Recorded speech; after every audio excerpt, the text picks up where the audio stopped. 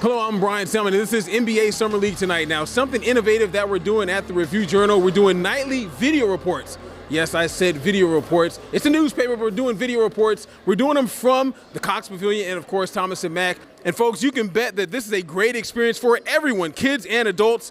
Of course, you have showgirls taking pictures. They are representing the LVCVA. Yes, the LVCVA and the MGM. There are tons of interview booths. There are also some players doing autographs daily, a nice long line so you can go over there and get some autographs if you wish. You may be wondering how all of this is possible. Well, it is possible because of Warren Legary, the man who brought the NBA to Vegas. Earlier, I caught up with Warren and we talked about the NBA Summer League. But I think the most important thing is the people of Vegas, they can smell fraudulent, and they really felt that what we tried to present every year was a legitimate product.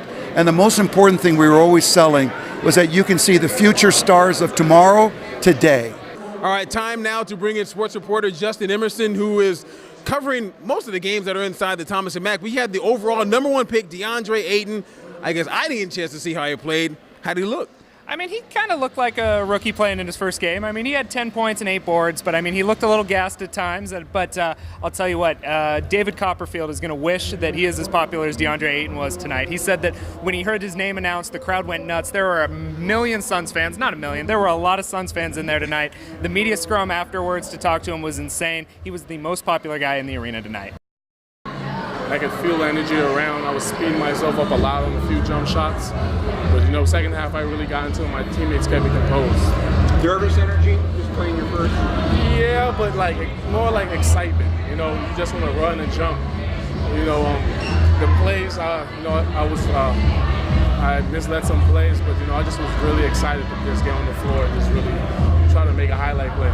Really, I wish that I got a chance to watch him play over there. As you said, there are about a million Suns fans, maybe not a million, but a lot of Suns fans in there watching him play.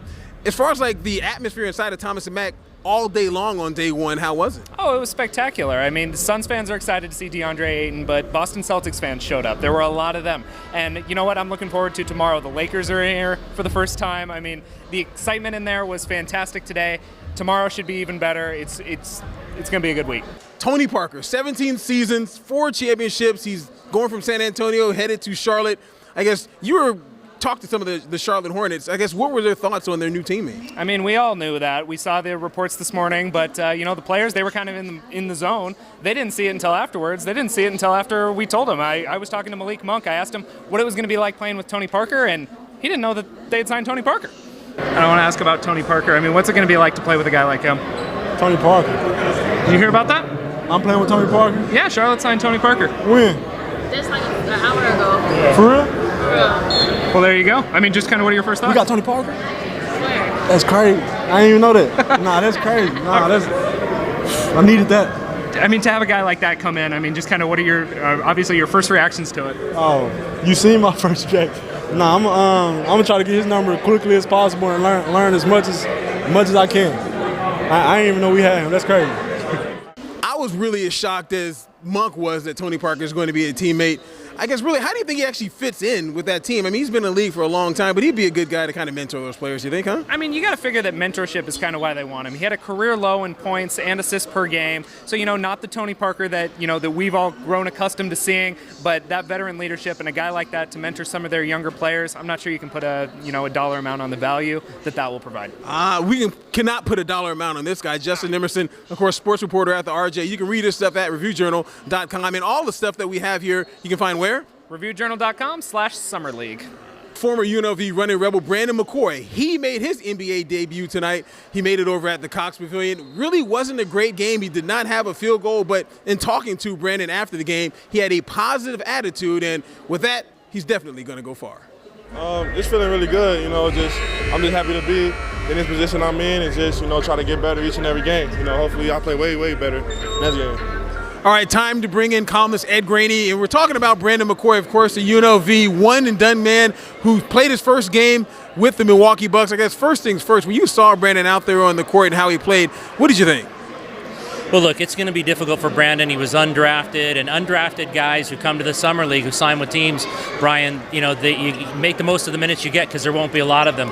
He didn't score. He had a rebound or two. He got caught on a couple turnovers. It's a long journey. It's really, really hard to make the NBA. You know that, even as a big. And I think Brandon has a long road in front of him. The good part for Brandon McCoy is he's 18 years old, or 19. I don't think he's 19 yet. So when you're 18 and 7 foot, they're going to stay with you for a while. There'll be teams that'll stay with him. They definitely will. And how about his attitude? I mean, talking to him after the game, he had a positive attitude. He said he's blessed just to be in this position. His mom was in the crowd. He seems like he has a great attitude moving forward if someone's going to make it in this league. Well, he better.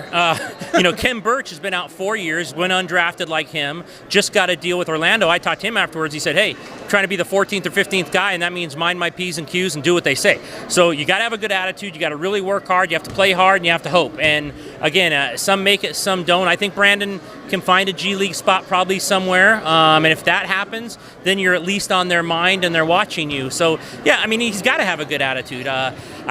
I've never been, and I'll write for tomorrow, I'm just not a guy who rips kids for leaving early. It's their life, it's their choice. He wanted to be a pro, and a lot of people who want him to stay, I don't know why you want a guy to stay if he doesn't want to be here. So you better have a good attitude, you better work hard. You better work hard. Work hard like this man, the sports columnist Ed Graney at the Review Journal. If you want to see some of his work, go to reviewjournal.com. Thank you very much, Ed. Thanks, bro. Folks, this has been Summer League Tonight. Remember, you can read the article by Ed Graney at reviewjournal.com. Also, Mark Anderson, he has a very nice feature at reviewjournal.com, so check that out as well. I'm Brian Salmon for Summer League Tonight, folks. We'll see you next time.